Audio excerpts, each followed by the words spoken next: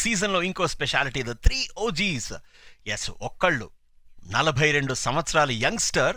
ఆయన ప్రతిరోజు చూస్తుంటే వయసు వెనక్కి వెళ్ళిపోతుందా అనిపిస్తూ ఉంటుంది. ఆయన వన్ అండ్ ఓన్లీ MSD. ఈ సీజన్లో గోల్స్ ఎలా ఉండబోతున్నాయి? ఫస్ట్ ఓజీది. అసలు ఎంఎస్ ధోనికి గోల్ అవసరమా? అన్ని గోల్స్ ఆయన అయిపోయినాయి.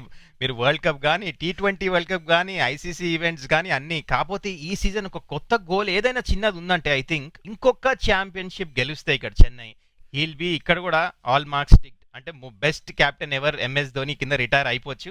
మేబీ ఆ ఒక్క చిన్న గోల్ ఉండొచ్చు ఈ సీజన్ ఎంఎస్ ధోనికి. ఇంకొక ఓజీ మన one and only king Virat Kohli.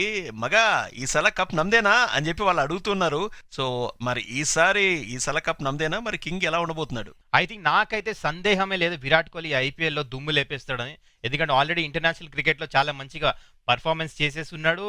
మంచిగా గ్యాప్ తీసుకొని ఫ్రెష్గా వస్తాడు. So bowler should be beware. కానీ when it comes to RCB performance, వాళ్ళ ఫ్యూచర్ ఈ ఐపీఎల్ ఎట్లా ఉంటుందంటే ఐ హ్యావ్ మై డౌట్స్. ఎందుకంటే బౌలింగ్ డిపార్ట్మెంట్ స్ట్రాంగ్ ఉండాలి.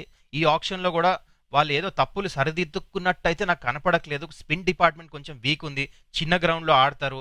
డెత్లో ఫాస్ట్ బౌలింగ్ కూడా కాస్త వీక్ ఉంది. కాబట్టి ఐ హ్యావ్ మై డౌట్స్. మరి ఇంకొక ఓజీ అండ్ ఈసారి కెప్టెన్సీ యొక్క బాధ్యత కూడా లేదు. ఇంకా కేర్ ఫ్రీ యాటిట్యూడ్తో ఆడతాడా ఈ original gangster one and only hit man? ఎలా ఆడతాడు? చాలా మంచి ఫామ్లో ఉన్నాడు. ఈసారి మీరు చెప్పినట్టు క్యాప్టెన్సీ బాధ్యత లేనప్పుడు ఎక్స్ట్రా ప్రెషర్ ఉండదు. వెళ్ళి ఫ్రీడమ్తో బ్యాటింగ్ చేయొచ్చు. వరల్డ్ కప్లో మనం చూసాం పవర్ ప్లేని ఎట్లా యూటిలైజ్ చేశాడు. దాంట్లో సగం గేమ్ ఆడినా సరిపోతుంది. ఐపీఎల్లో ఐ థింక్ సూపర్ స్టార్ట్స్ ఇస్తాడు రోహిత్ శర్మ ఈసారి.